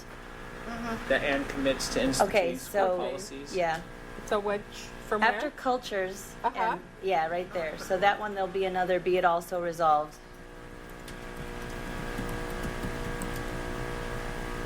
That Creighton School District commits to instituting. Also commits. Oh, no, it's also there. District. Be it resolved, the Creighton Commits. District also I'm gonna commits remove with it. that? No. Commits, yeah, Commits. perfect. To institute. It finally resolved. I don't know. Finally.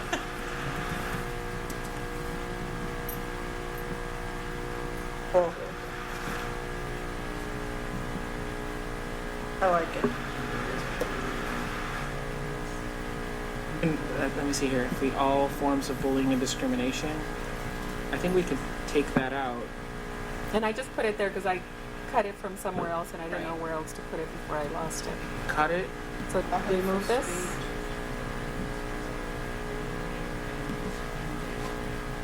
Oh, yeah. If you cut it and then after bullying, comma, discrimination, comma, all hateful speech, comma, I don't know.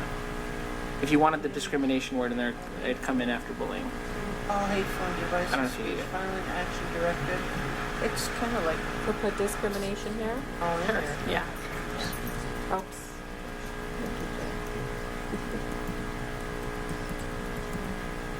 Comma. Bullying, discrimination. That's good. Yeah.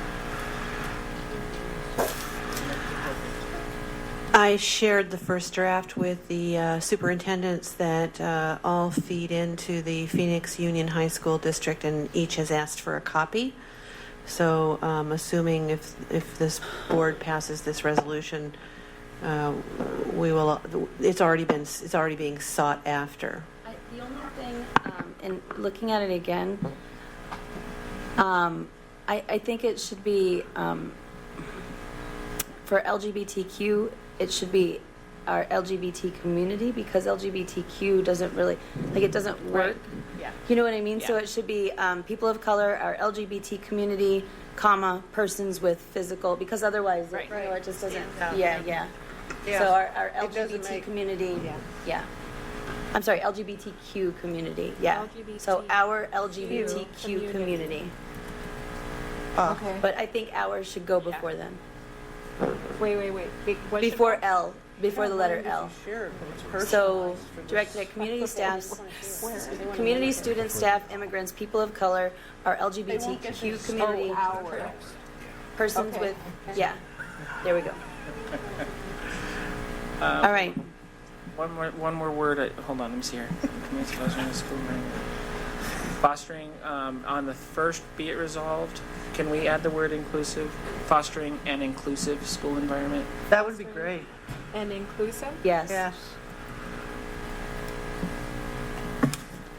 Great. And could there be a comma after respect for? Because I'm a big fan of that comma right there. She's a comma kind of gal. Okay. Comma. Can you go down so I can see the top of it again? Please. But Carl won't be able to read it. Oh, okay.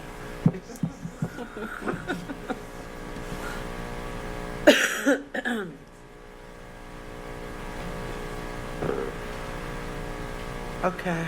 Scroll.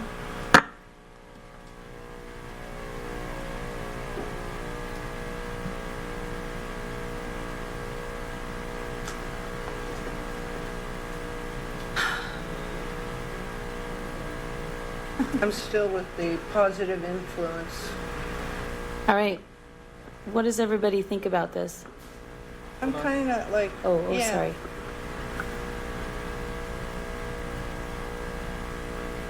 When I went to serve on the board and get elected, it wasn't for a positive, well, that's a side effect. But it was to make decisions in the best interest of the students, all students.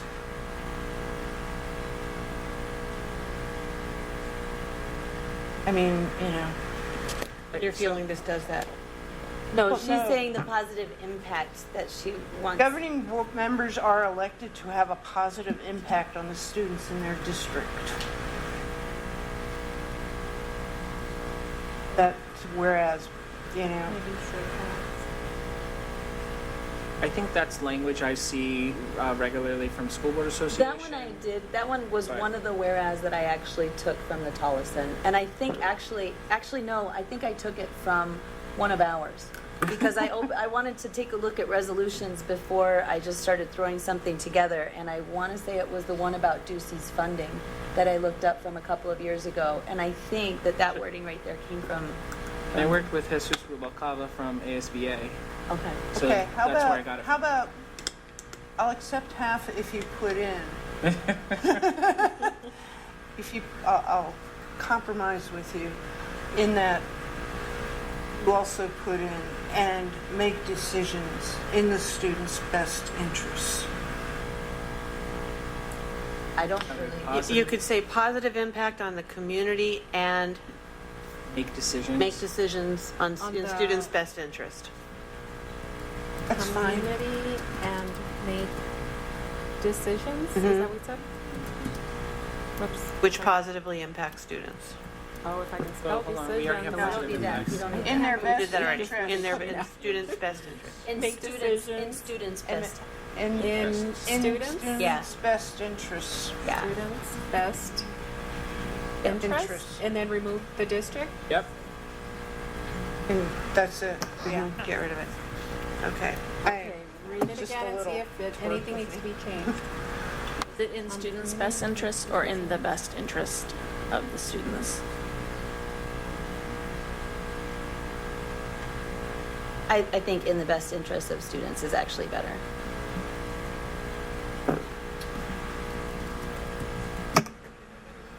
Yes. He elected them once and they just take over. They put us on the side.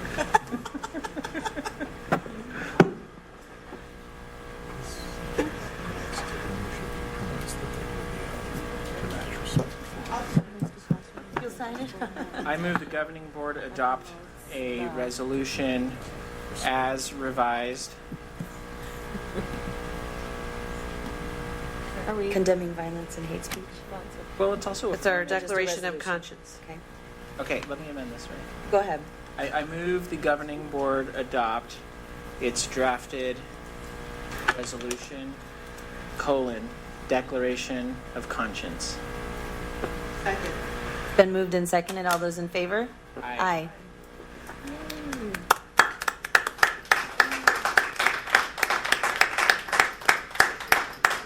And now, do you guys want to sign this or just have your names on it? Sign it. Sign it? We can. Yeah. Okay, so then I'll have it tomorrow for you guys to begin to come around to sign. And we'll work on the communication plan. So It'll get out we can internally use and this externally. stamp then? Watch out for the press, they're coming. We're ready. All right. So that takes us to item 10C.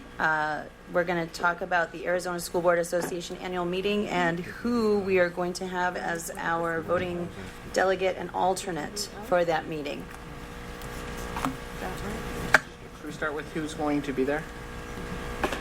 This is the one in December, correct? Yeah. Okay, sorry. I'm planning on going. I'm planning to go. I don't know if I'll go all 3 days, but I'll probably go 1 or 2 out of those 3 days.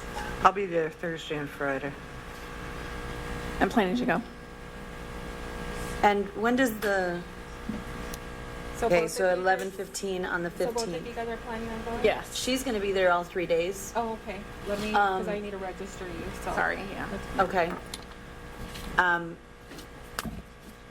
Do you know when Ms. Sexton Ruiz is going to be there? She is not. Oh, she's not going. No. Okay. Okay.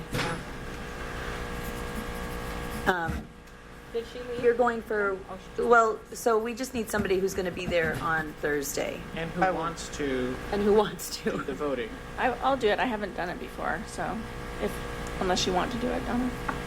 Since you're already It's- going and you don't mind, and I don't know yet what days Okay. I'm going, that's, I can volunteer for alternate.